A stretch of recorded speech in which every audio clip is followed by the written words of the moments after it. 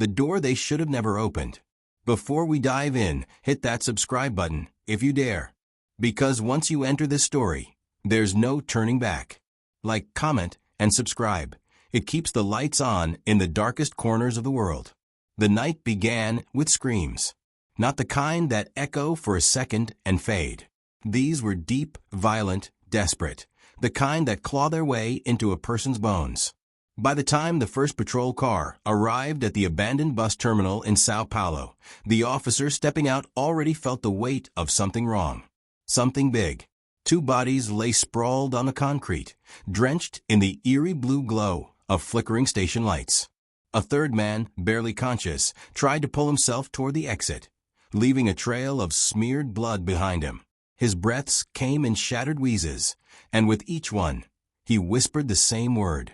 Carandiru. Carandiru. Detective Helena Moretti crouched beside him.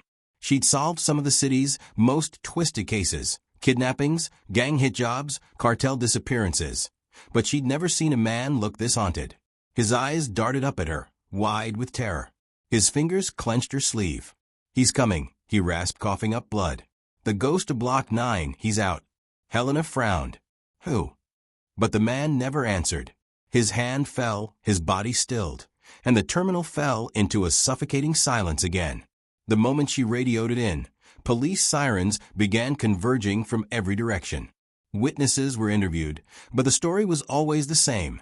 The victims had been running, terrified, as if fleeing someone or something that wasn't there. The only clue, a slip of paper clutched in one victim's hand. It wasn't a note or a map or a threat. It was a prison transfer sheet, yellowed, stamped, and decades old.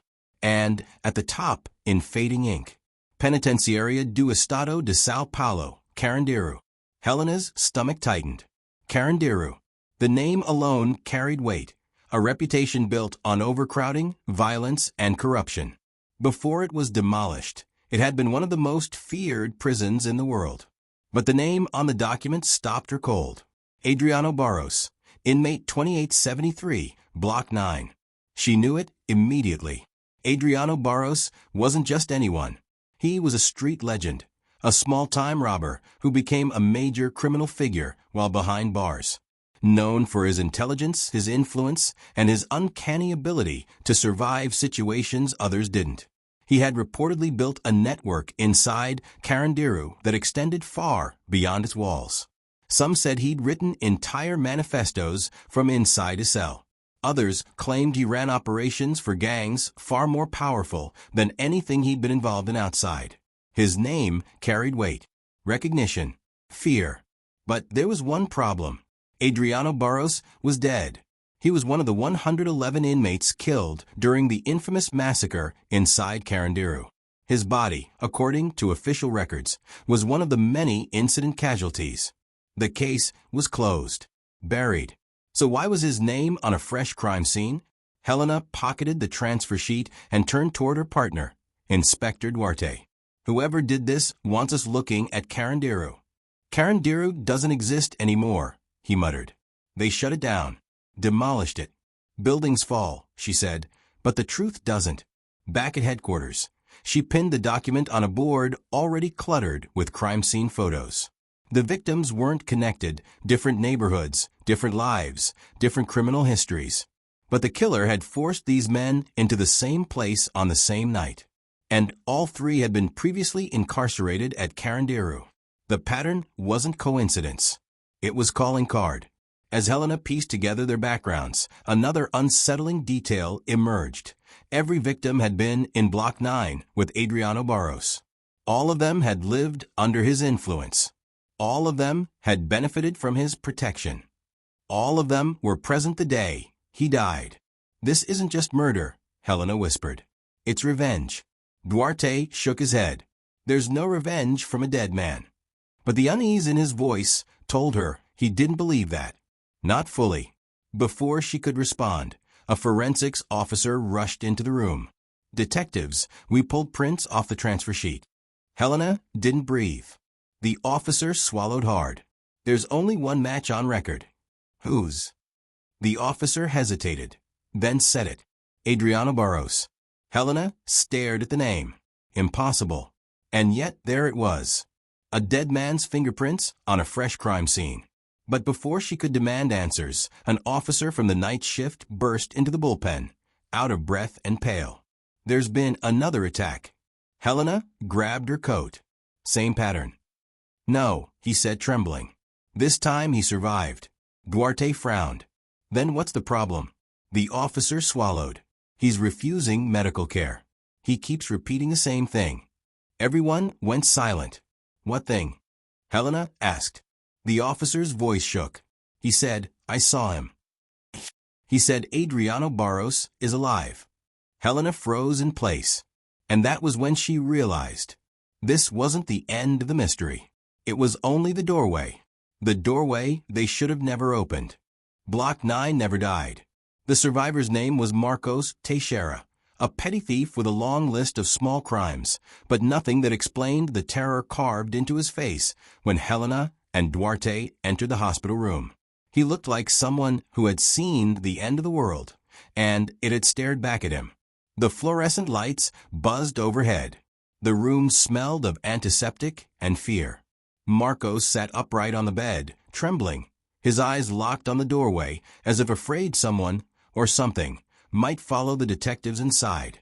Helena approached slowly. Marcos, you're safe now. We just want to understand what happened. No, he whispered. I'm not safe. No one from Block 9 is safe. Duarte exchanged glances with Helena. Tell us what you saw. Marcos swallowed hard. Then the words came spilling out. I was walking home. It was late. I heard footsteps behind me. His voice shook violently. When I turned around, I saw him. Who? The air thickened. Adriano Barros. Helena leaned forward. Adriano is confirmed dead. You know that. Marcos shook his head. No. You didn't see him the way I did. The same face. The same eyes. The same scar across his mouth. I couldn't move. It was like I was back inside Carandiru again. Helena took a sharp breath. A scar. That detail wasn't public. What did he say to you? She asked quietly. Marcos looked up, and a tear slid down his cheek. He said, You left me to die.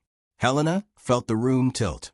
Barros had been killed during the chaos of the massacre, but details surrounding specific victims had always been murky. Records were incomplete. Entire files vanished when the prison shut down. Marcos, why would Adriano blame you? Marcos squeezed the bedsheet with white knuckles. Because we ran. Block 9. When everything went insane, we bolted. We didn't help him. Duarte frowned. Why Adriano? Why not someone else?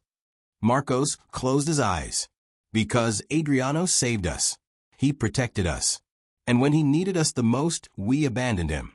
The monitors beeped steadily, but the room felt like it was suffocating. Helena tried to anchor the moment. Let me be clear. You're saying someone who looks exactly like Adriano Barros is targeting former Block 9 inmates. Marcos nodded. That's impossible, Duarte said. But Helena wasn't so sure. Later in the car, Duarte muttered, This is superstition. Trauma. Marcos is projecting. Nothing more. Helena stared at the windshield, her mind racing. Someone is recreating Adriano's identity or trying to. Someone who knows Block 9 inmates personally. Someone with access to old files. What are you suggesting? That this isn't about one killer, she said. It's about a message. They drove to the archive facility where old Carandiru records were stored. A cold warehouse filled with metal shelves, dust, and boxes that hadn't been touched in years. Their flashlight beams skimmed over labels. Block 7 incident logs. Medical reports, 1990 to 1992. Disciplinary actions, Block 9. Helena stopped at a shelf, half collapsed, under the weight of soggy cardboard. She pulled out a box labeled, Inmate Adriano Barros. Inside were photos, handwritten notes, behavior reports, and letters. But one thing stood out. The final page of his file, the deceased verification document, was missing. Duarte noticed something else. Helena, look at this. He was holding a sealed envelope. It was addressed to the ones who betrayed me. Helena's blood ran cold. She opened it carefully. Inside was a list. 5 names. 3 were already dead, the victims from a terminal. The 4th was Marcos Teixeira. The 5th, she whispered it aloud. João Ramirez. Duarte checked his tablet.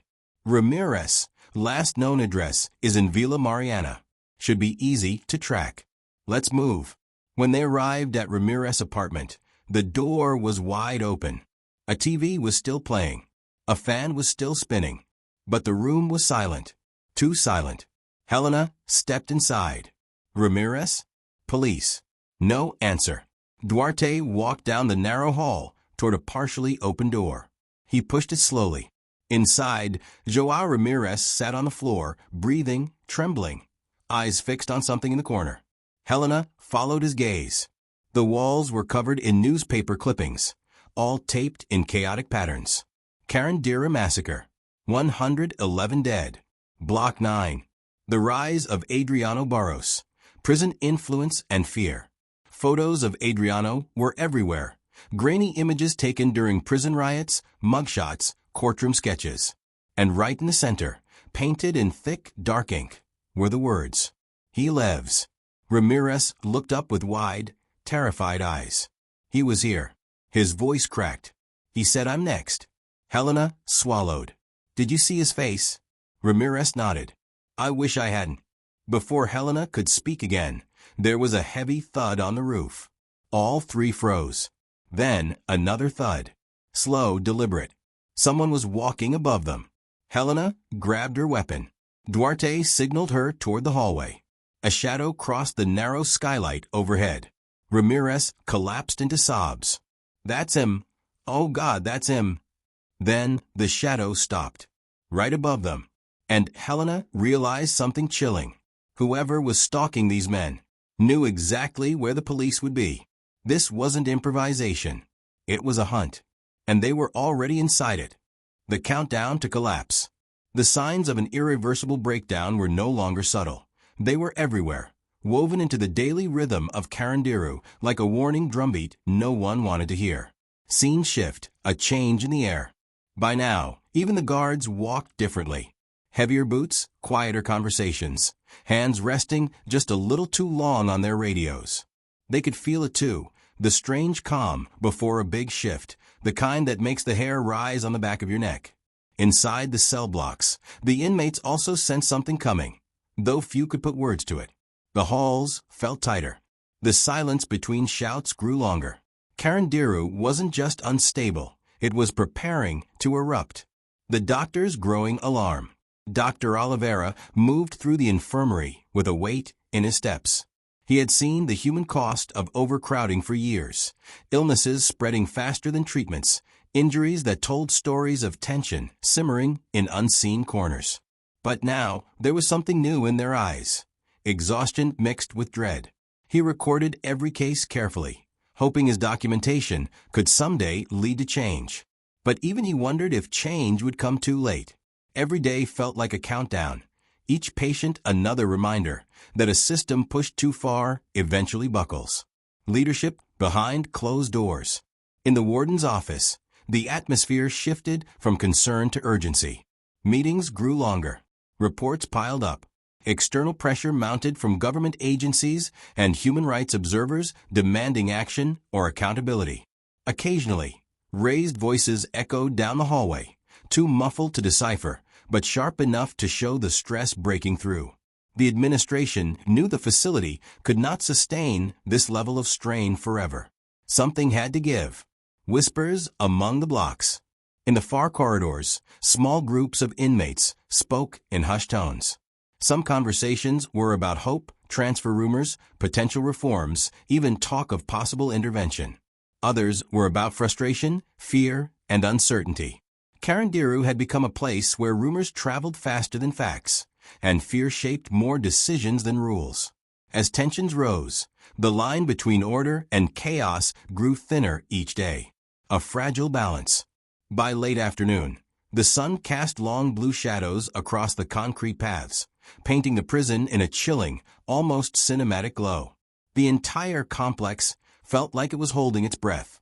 And everyone inside, guards, administrators, medical staff, inmates, could feel it. Carandiru was approaching a turning point. A moment that would define its legacy. A moment from which there would be no return. The countdown had begun.